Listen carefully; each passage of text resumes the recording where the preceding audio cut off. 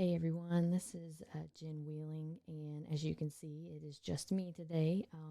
I have decided to do a bonus episode on our podcast here, and I wanted to commemorate Memorial Day. So, um, normally Sam's with me, but it's just me. So, welcome back to the bonus episode, Memorial Day, with What's Up with the Wheelings.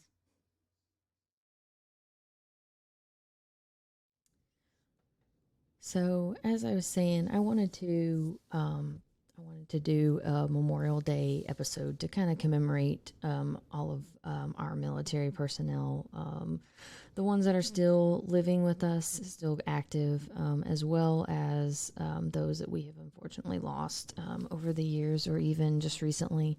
I first off want to thank all of our current military personnel, men and ladies that are out there serving our country today. We wouldn't have our freedoms that we have today if it weren't for you all. So I want to be sure I say thank you for that service. We as Americans, we are eternally grateful for you.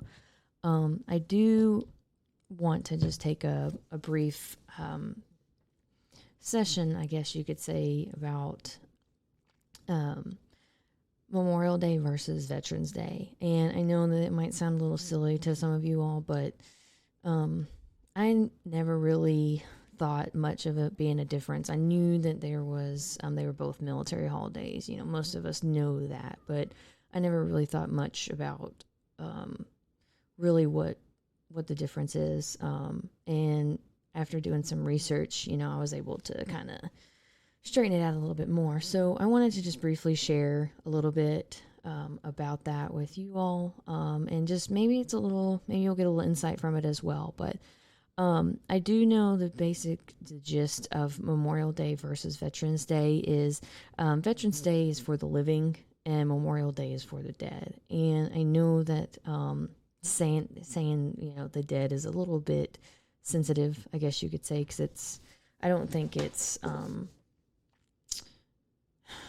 I don't think it adequately describes exactly the holiday, but in the gist, that's what it means. But I did find some things out that I found were very interesting about Memorial Day and Veterans Day that I wanted to share with you all. So I did read that looks like Memorial Day actually began as something called Decoration Day, which I thought was really cool. It actually followed in the years following the end of the Civil War in 1865. So it was actually known as Decoration Day for a long time, if you think about it. Um, and then, let's see. Yeah, and I read this somewhere too. It said Decoration Day was revised and expanded to honor those who died in all American wars, but it wasn't until 1971. Yeah, 1971 when Memorial Day actually became a national holiday. That's not that long ago, if you think about it. I mean, 1971, that's not far. So I thought that was pretty cool, just to learn. But the big kicker when I was researching, the Memorial Day versus Veterans Day, was this, and I'm going to read it verbatim from the source I found it from. But Veterans Day honors those who have served in the past, present, and even pays tribute to those who will serve in the future.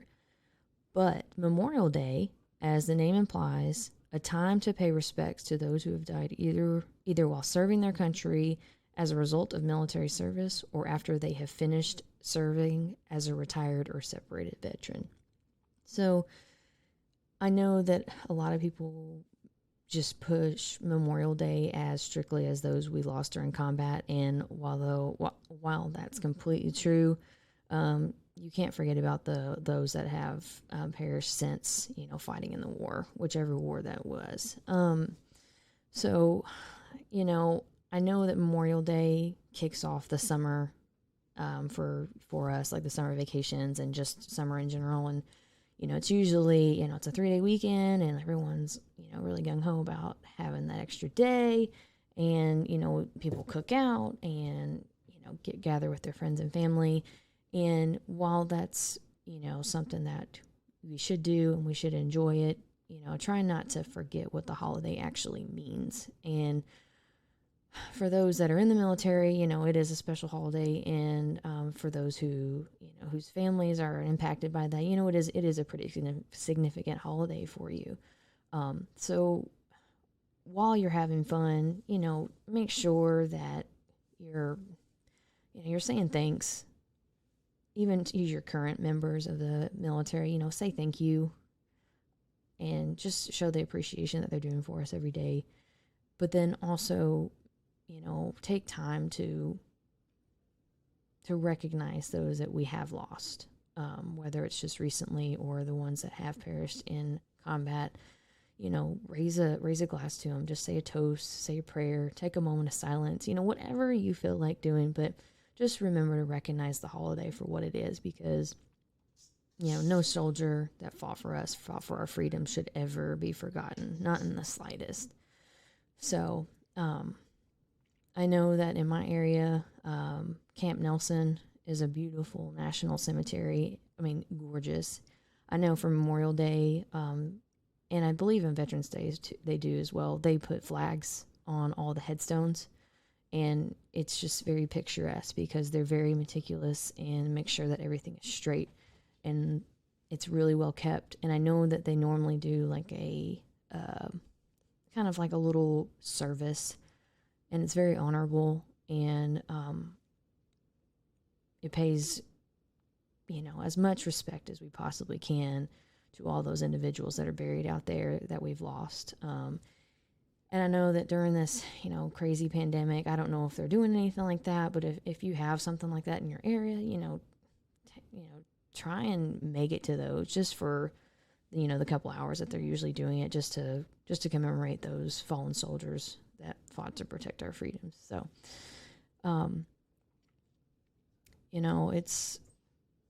it's a simple gesture, just a simple thanks. And although you can sit there and think about, those, making it seem sad, and although it is sad, that members of people's families and, we've lost loved ones, and Memorial Day commemorates those fallen soldiers, it's still a day to celebrate, because without them, we wouldn't be here celebrating. So, I just wanted to be sure that I took a moment to talk about that. Made sure that on this bonus episode that, something as, I know that we pretty much try and do disc golf related stuff, but, these smaller episodes are impactful as well. So I just wanted to take a brief moment and just describe the difference between Memorial Day and Veterans Day, and I hope that you were able to, take anything from it, or if maybe you learned something that you didn't know about, because like I said, I was doing some research and there were some things that I wasn't even aware of. But again, I just want to make sure that I thank all of our military women and men that are serving right now. We wouldn't be here without you guys. And then also, a big thank you to all of our fallen soldiers that are out there, at all the national cemeteries, to all your loved ones. They made the ultimate sacrifice for us, and for that we'll always be grateful. So thank you for that.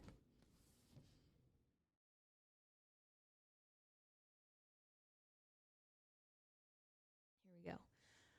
All right, Dad, I hope that you are well where you are and doing all the things you've always wanted to, or perhaps maybe nothing at all.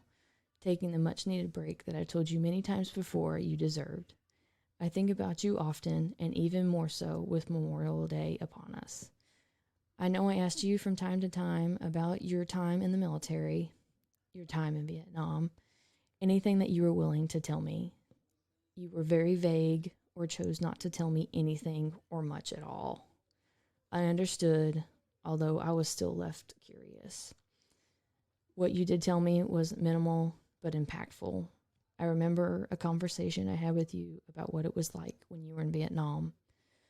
All you told me was that you fought in the jungle with bullets flying, and you didn't know if it was ally or enemy.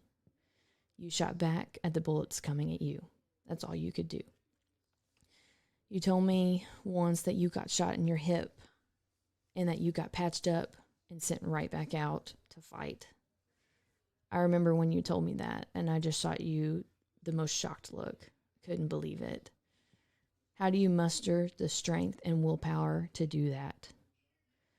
I never asked you anything further because, like a lot of those in the military, you didn't like talking about it. You even told me that you didn't like watching a lot of war-based movies. You said you lived it and experienced it once, and that was enough for you.